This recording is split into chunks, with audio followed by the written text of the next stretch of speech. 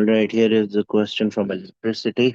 This question has been asked many a times by the students, so I'm going to just record it once and for all. आगे कोई पूछेगा तो मैं उसको यही question की video दे दूंगा. So this here is a circuit. Whenever you don't know what to do, you start from identifying the positive and the negative terminal of the battery. It could be either ऊपर वाला negative नीचे वाला positive भी हो सकता है, doesn't matter. लेकिन क्योंकि we have to follow the path of the current, तो मैं ऊपर वाले टर्मिनल को पॉजिटिव रखता हूँ. करंट पहले फर्स्ट ओहम रेजिस्टर में से 1 ओहम रेजिस्टर में से गुजरता है एंड देन इट स्प्लिट्स. तो मैं यहाँ पर इस सर्किट को जरा रिकंस्ट्रक्ट करता हूँ. करंट पहले फर्स्ट रेजिस्टर में से गुजरता है and then it splits into two parts. 1 ohm, 1 ohm, 1 ohm. फिर उसके बाद करंट जो नीचे वाले 1 ओहम में से गुजर के वापस आ जाता है, तो मैं इसको यहाँ से ऐसे कंप्लीट कर देता हूँ. जबकि जो करंट ऊपर वाले रेजिस्टर में से गुजरता है, इट देन स्प्लिट्स अगेन. तो करंट जो ऊपर वाले रेजिस्टर में से गुजरता है, it then splits again into two parts. फिर जो करंट नीचे वाले रेजिस्टर में से गुजरता है वो बैटरी के नेगेटिव टर्मिनल तक वापस आ जाता है. लेकिन जो करंट ऊपर वाले रेजिस्टर में से गुजरता है, it has another resistance to pass from it. लें जी, मैं ऐसे कनेक्ट कर देता हूँ इसको.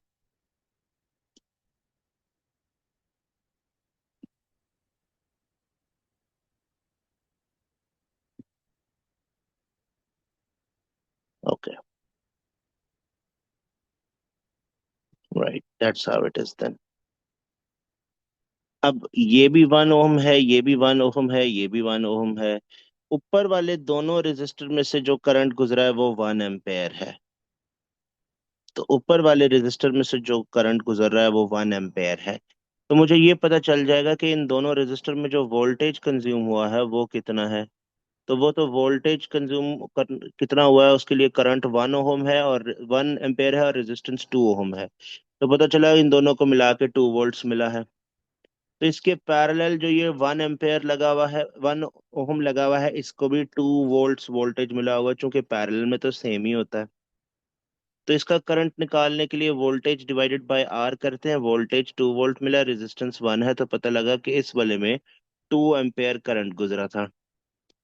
अब ये जो ऊपर वाला 1 और नीचे वाला 2 है, ऑफ कोर्स पीछे वाली ब्रांच से आया है, तो पीछे वाली ब्रांच में टोटल 3 एम्पेयर होगा. इससे पता चला ये जो 1 ओहम है इसको टोटल 3 वोल्ट्स मिलेगा. कैसे? Current into resistance. Current 3 ampere है, रेजिस्टेंस 1 ओहम है. तो इसको 3 वोल्ट मिला और इस पूरे को 2 वोल्ट्स मिला है. तो पता ये चला कि इस पूरे कॉम्बिनेशन को, जिसको मैंने अभी डब्बे में बना के दिखाया, इस पूरे को 5 वोल्ट मिल रहा है. इसका मतलब है ये वाला रेजिस्टर जो इसके पैरेलल लगा हुआ था, इसको भी 5 वोल्ट मिलेगा. 3 एम्पेयर करंट ऊपर वाली ब्रांच में था, नीचे वाली ब्रांच का करंट जरा निकाल लेते हैं. करंट होता है वोल्टेज ओवर रेजिस्टेंस. वोल्टेज था 5, रेजिस्टेंस थी 1. तो पता चला 5 एम्पेयर करंट नीचे वाले रेजिस्टर में से गुजरा. अब ऊपर वाली ब्रांच में 3 है, नीचे वाली ब्रांच में 5 है, तो इसका मतलब है पीछे से टोटल 8 एम्पेयर आया था. इस 1 ओहम रेजिस्टर का voltage will be equal to current into resistance. Current है 8, रेजिस्टेंस है 1, तो पता चला 8 वोल्ट्स इसको मिल रहा है. So this resistor gets a voltage of 8 volts and this combination got a voltage of 5 volts. तो पता ये चला कि पीछे बैटरी से टोटल 8 प्लस 5 वोल्ट्स यानी 13 वोल्ट्स आए थे. तो फाइनल आंसर हमारे पास डी बनता है, 13 वोल्ट्स.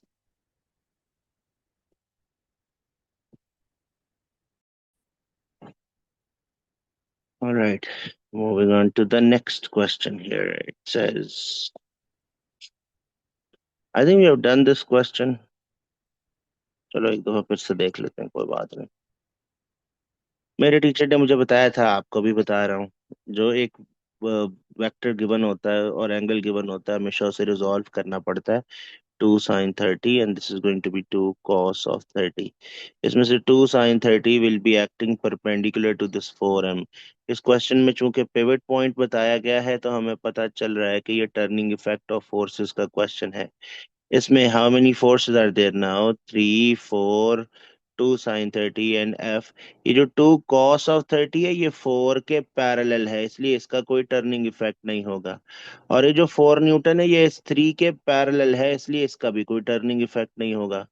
टर्निंग इफेक्ट यहाँ पर बस तीन फोर्सेस का है, एक इस एफ का है, एक इस 3 का है, और एक इस 2 sin 30 का है, बाकी और किसी का भी नहीं है। So F multiplied by 5.0 that creates a clockwise moment. Whereas this 2 sine 30 creates an anti-clockwise moment. So 2 sine 30 multiplied by 4 plus ये जो 3 Newton है that also creates an anti-clockwise moment. That's going to be 3 multiplied by 2. So let's see that 6 plus 2 sine 30 into 4, इसको solve कर लेते हैं जरा जल्दी से। 2 sine 30 multiplied by 4 gives you 4. So F equals to 10 divided by 5, that gives us 2 newtons.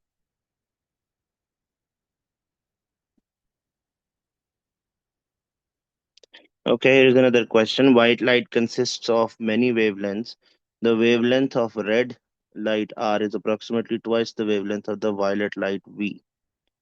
ठीक है. When white light is incident normally in a diffraction grating, several spectra can be formed. Which diagram shows the possible distribution of light in the first order and the second order? First order and the second order. आपको पता है v sine theta d sine theta equals to n lambda. Red has the largest wavelength, तो इसका angle of diffraction भी सबसे ज्यादा होगा। इसका मतलब है रेड एट द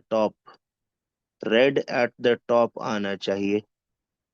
तो ऐसी कौन सी ऑप्शन है जिसमें रेड टॉप पे है? इसमें वी टॉप पे है, इधर भी वी टॉप पे है, वी और वी, तो ये तो ऑप्शन दोनों गलत हो गए। It can either be C और it can be option D. लेकिन ऑप्शन डी में यहाँ पर जो फर्स्ट ऑर्डर स्पेक्ट्रम है ना, इसका वायलेट सेंटर में बन रहा है। हालांकि ये बात ठीक नहीं है, आपने डिफ्रैक्शन ग्रेटिंग में देखा है कि जब वाइट लाइट फॉल करती है तो बिल्कुल सेंटर में स्क्रीन के सामने एक वाइट स्पॉट बनना चाहिए। और जो रेनबो सीक्वेंस है वो व्हाइट स्पॉट से थोड़ा सा हट के बनना चाहिए, क्योंकि इधर साइड पे थोड़े डार्क स्पॉट्स भी बनने हैं। फिर इसमें वायलेट सबसे नीचे होना चाहिए, रेड सबसे ऊपर होना चाहिए। तो रेड ऊपर और वायलेट नीचे, option C should be the correct answer. Nahil, I think ये आपका क्वेश्चन था, मुझे बताइएगा, do you get it? Alright, here is another question, let's see how this must be done. मुझे याद नहीं है अभी ये किसका क्वेश्चन था, लेकिन ये रह गया था पिछली क्लासेस में से, हमने जो इकट्ठे किए थे उनमें से कोई एक क्वेश्चन है ये। A spring is suspended from a fixed point and a force is applied. ये लो भाई, स्प्रिंग को हमने ऐसे सस्पेंड किया है और एक फोर्स F अप्लाई करती है। Position of the pointer attached to the bottom of the spring against a vertical ruler is recorded. अच्छा, पोजीशन ऑफ द पॉइंटर, ये लो भाई, ऐसे करके एक पोजीशन है और यहाँ पर एक वर्टिकल रूलर रखा गया होगा। Before the force is applied the position of the pointer is this value 225 plus minus 2। और फिर जब फोर्स अप्लाई कर दी है तो ऑफ कोर्स स्प्रिंग ऐसे करके स्ट्रेच हो जाएगा। नाउ